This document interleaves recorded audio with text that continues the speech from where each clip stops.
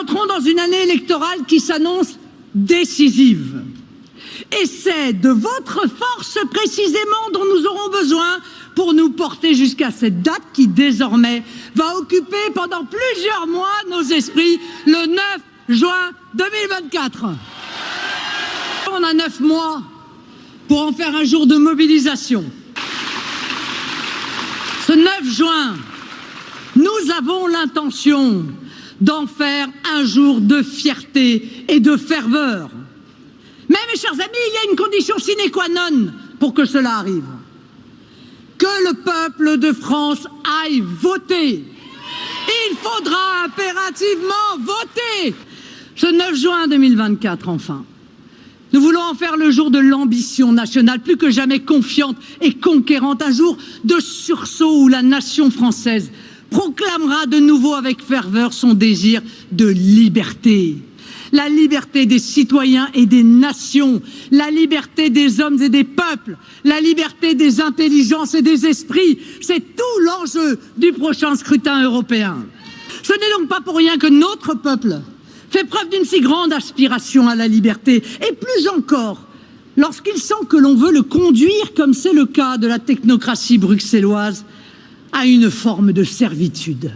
Des référendums ignorés, puis bafoués, comme celui de 2005, qui restera dans l'histoire de la Ve République comme le pire déni de démocratie. De cette Union européenne qui cherche, tel un empire, à uniformiser par la contrainte notre vieux continent, au lieu de créer les conditions d'une coopération bienfaisante entre nations libres. La coopération bienfaisante entre nations libres, voilà ce qui devrait être le rêve européen. Aujourd'hui, Madame von der Leyen et sa cohorte d'eurocrates abîment jour après jour ce rêve, entraînant d'ailleurs ce réveil des peuples que nous voyons poindre au cœur des nations européennes. Il nous faut retrouver ce rêve européen en mettant à la première place la volonté des peuples et la diversité des nations. Nous assistons impuissants à des sommets internationaux où les éléments de langage creux et les sanctions inefficaces sont égrenés. En réalité, seules les nations souveraines, dont la France au premier chef, auraient la capacité d'asseoir à la table des négociations la Russie et l'Ukraine et à mettre fin, un terme enfin, au martyre du peuple ukrainien. En déléguant, mes amis, à l'Union européenne notre diplomatie, nous sommes, nation française, coulée dans sa vision du monde. Une vision irrespectueuse des identités nationales, qui ne convainc pas, mais impose, contraint, menace et culpabilise. Le modèle énergétique français n'a pas à être décidé par des hauts fonctionnaires allemands, espagnols ou hollandais en poste à Bruxelles. Le contournement des souverainetés nationales au nom d'une régulation multilatérale et non démocratique, soi-disant plus efficace, n'est que le faux-nez d'un logiciel mondialiste aux abois. Je formule aujourd'hui devant vous le souhait que soit promue dans les mois et les années à venir une déclaration solennelle du droit des peuples et des nations qui marquera la fin du funeste processus d'uniformisation et de dissolution conduit depuis 50 ans. Il s'agit maintenant de compléter ces droits fondamentaux des personnes par la sacralisation des droits des nations et des peuples, sans lesquels, je vous le dis très clairement, les droits individuels ne peuvent s'épanouir. Je vous dis souvent que la souveraineté est aux nations ce que la liberté est aux individus. Plus jamais, nous ne devons tolérer que l'on impose sur le sol européen des modes de gouvernement ou des législations à des chefs d'État qui ont été élus démocratiquement. Et ce, ni en Pologne, ni en Hongrie, ni en Italie, ni ailleurs. Lorsque nous défendons la souveraineté de la France, nous défendons également la souveraineté de toutes les nations du monde. Vous l'avez compris, chers amis, la France et l'Europe sont à un tournant historique décisif. Rendre aux Français les leviers souverains qui n'auraient jamais dû lui être confisqués en matière économique, énergétique, migratoire ou fiscale, des leviers indispensables au redressement français. Rendre à la France sa voix particulière qui ne lui fait pas seulement aimer passionnément la liberté, mais lui permet de créer les outils de la liberté de toutes les nations et de tous les peuples du monde.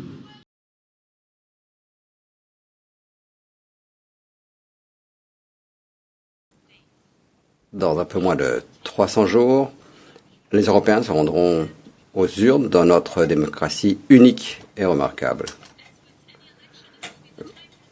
Comme dans toute élection, ce sera pour les citoyens le moment de réfléchir à l'état de notre Union et au travail accompli par ceux qui les représentent.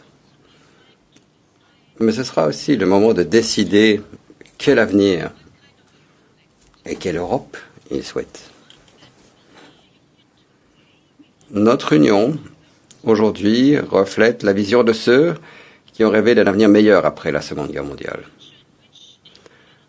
Un avenir dans lequel une union des nations, des démocraties et des peuples œuvrerait de concert au partage de la paix et de la prospérité. Et ils étaient convaincus que l'Europe était la réponse à l'appel de l'histoire. Je tiens à remercier cette Assemblée pour son rôle de premier plan dans la mise en œuvre d'une des transformations les plus ambitieuses que l'Union ait jamais entreprises. Regardez où en est l'Europe aujourd'hui. Nous avons vu naître une union géopolitique qui soutient l'Ukraine, qui s'oppose à l'agression russe, qui réagit à l'assertivité de la Chine et qui investit dans des partenariats. Nous avons à présent un pacte vert pour l'Europe qui est la pièce maîtresse de notre économie et dont l'ambition est sans pareille. Nous avons tracé la voie de la transition numérique et nous sommes devenus les pionniers mondiaux des droits en ligne.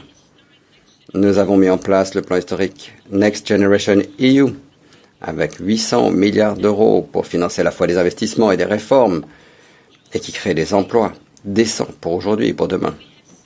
Nous avons jeté les bases d'une union de la santé qui nous ont aidés à vacciner tout un continent et de vastes régions du monde. Nous avons commencé à nous rendre plus indépendants dans des secteurs critiques comme l'énergie, les puces électroniques, les matières premières. Et je tiens aussi à vous remercier pour le travail novateur et pionnier que nous avons accompli en matière d'égalité entre les hommes et les femmes. Et en tant que femme, cela signifie beaucoup pour moi. Nous avons conclu des dossiers que beaucoup pensaient bloqués à jamais, comme la directive sur la présence des femmes des conseils d'administration et l'adhésion historique de l'UE à la Convention d'Istanbul. Avec la directive sur la transparence des rémunérations, nous avons inscrit dans le droit le principe fondamental selon lequel, à travail égal, salaire égal. Nous avons traduit en action plus de 90% des orientations politiques que j'avais présentées en 2019. Ensemble, nous avons montré que quand l'Europe est audacieuse et unie, elle fait avancer les choses. Notre travail est loin d'être terminé, donc unissons-nous, obtenons des résultats aujourd'hui et préparons demain. Mesdames et messieurs les députés, il y a 4 ans, le pacte vert pour l'Europe, c'était notre réponse à l'appel de l'histoire. Le pacte vert pour l'Europe est né de cette nécessité de protéger notre planète. Mais il a également été conçu comme une occasion de préserver notre prospérité future. Nous avons entamé ce mandat en fixant une perspective à long terme avec la loi sur le climat et l'objectif à l'horizon 2050. Nous avons fait évoluer le programme en matière de climat vers un programme économique et cela a donné un signal clair concernant la direction à prendre en matière d'investissement et d'innovation. Et nous avons déjà vu sur le court terme les résultats de cette stratégie de croissance. La modernisation et la décarbonation peuvent aller de pair. Au cours des 5 dernières années, le nombre d'aciéries propres dans l'Union européenne est passé de 0 à 38. Nous attirons aujourd'hui davantage d'investissements dans l'hydrogène propre que les États-Unis et la Chine réunis. Le pacte vert pour l'Europe fournit le cadre, les incitations et les investissements nécessaires. Mais ce sont les citoyens, les inventeurs, les ingénieurs qui élaborent les solutions. Notre ambition est très claire. L'avenir de notre industrie des technologies propres doit se construire en Europe. Open to competition. L'Europe est ouverte à la concurrence, mais pas à un nivellement par le bas. Nous devons nous défendre contre les pratiques déloyales. Dans l'Union européenne, nous sommes fiers de notre diversité culturelle. Nous sommes cette Europe des régions, riche d'une grande diversité en matière de langue, de musique, d'art, de tradition, d'artisanat et de gastronomie. Nous sommes également l'Europe d'une biodiversité unique. Quelques 6500 espèces vivent uniquement en Europe. Nulle part ailleurs au monde. La biodiversité et les services écosystémiques sont essentiels à notre survie à tous en Europe. La destruction de cette nature nous fait perdre non seulement nos moyens de subsistance, mais aussi notre sentiment d'appartenance. Nous devons la préserver. Et dans le même temps, nous devons nous faire un devoir, aujourd'hui et à l'avenir, de sécuriser nos moyens de subsistance au sein de la nature et en accord avec la nature. Je tiens aujourd'hui à rendre hommage à nos agriculteurs. Nous devons relever ces nouveaux défis aux côtés des agriculteurs et des agricultrices. Ce n'est qu'ainsi que nous pourrons garantir notre sécurité alimentaire pour l'avenir également. Et je demeure convaincue que l'agriculture et la protection de la nature peuvent aller de pair. Je note 3 grands défis économiques pour notre industrie dans l'année à venir. Les pénuries de main-d'œuvre et de compétences, l'inflation et la nécessité de faciliter l'activité de nos entreprises. Nous devons en outre apporter une réponse aux mutations technologiques, sociétales et démographiques, des mutations profondes. Et pour ce faire, nous devrions nous appuyer sur l'expertise des entreprises et des syndicats, nos partenaires de négociation collective.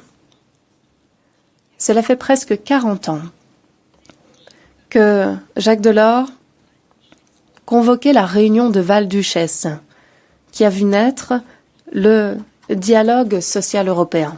Nous organiserons l'an prochain, avec la présidence belge, un nouveau sommet des partenaires sociaux à Val-Duchesse.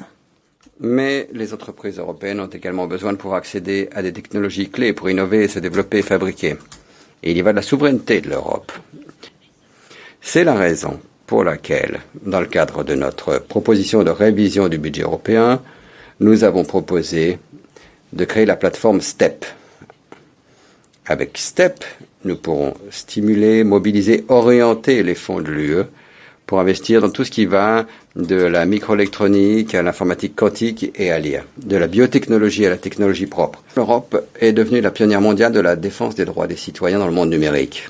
Le DSA, le DMA créent un espace numérique plus sûr dans lequel les droits fondamentaux sont protégés. Je pense que l'Europe, en collaboration avec ses partenaires, devrait ouvrir la voie à un nouveau cadre mondial pour l'IA, reposant sur 3 piliers: des garde-fous, une gouvernance et l'orientation de l'innovation. Nous jetons aujourd'hui les bases d'un système de gouvernance unique en Europe. Mais nous devrions également œuvrer de concert avec nos partenaires pour avoir tous la même compréhension de l'impact de l'IA dans nos sociétés. Mesdames et messieurs, lorsque je me tenais ici devant vous, il y a 4 ans, j'ai dit que si nous sommes unis à l'intérieur, personne ne nous divisera de l'extérieur. C'était le raisonnement qui sous-tendait la commission géopolitique. Notre approche Team Europe nous a permis d'être plus stratégiques, plus affirmés et plus unis.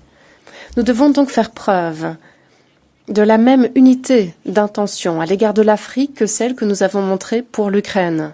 Mesdames et messieurs les députés, l'histoire est en mouvement. La Russie mène une guerre à grande échelle contre les principes fondateurs de la Charte des Nations Unies. Nous observons, de la part de certains pays, une tentative claire de revenir à un système de logique de bloc, avec des pays qui s'isolent et qui tentent d'en influencer d'autres. Nous voulons jouer un rôle central dans les efforts déployés pour rendre plus juste l'ordre fondé sur des règles et pour une répartition plus équitable. Chaque jour, les conflits, le changement climatique et l'instabilité poussent les populations à chercher refuge ailleurs. J'ai toujours eu la ferme conviction que la migration doit être gérée. Cela nécessite de la patience, des efforts de longue durée avec nos partenaires et surtout de l'unité au sein de notre Union. Et c'est l'esprit du nouveau pacte sur la migration et l'asile. Lorsque j'ai pris mes fonctions, il ne semblait pas y avoir des compromis possibles en vue. Mais avec le pacte, nous avons trouvé un nouvel équilibre entre la protection des frontières et la protection des personnes.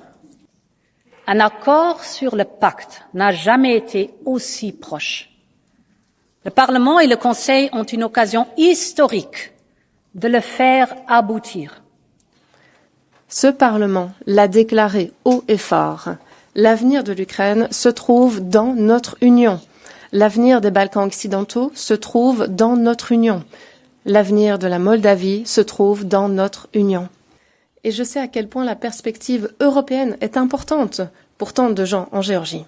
Nous devons définir une vision pour mener à bien notre élargissement. Une union complète, peuplée de plus de 500 millions d'habitants, vivant dans une union libre, démocratique et prospère.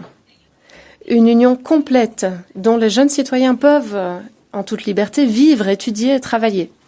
Une union complète composée de démocraties dynamiques dans lesquelles les juges sont indépendants, les oppositions respectées et les journalistes protégés.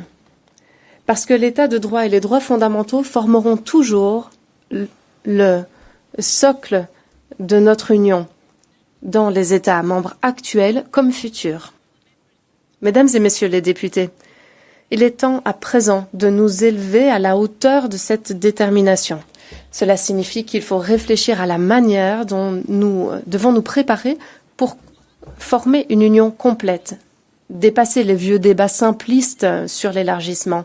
Il ne s'agit pas de choisir entre approfondir l'intégration ou élargir l'Union. Nous devons faire les deux. Le Parlement européen a toujours été l'un des principaux moteurs de l'intégration européenne.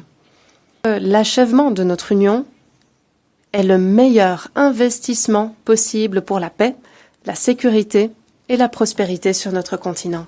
Il est donc temps pour notre Europe de voir grand et d'écrire son propre destin.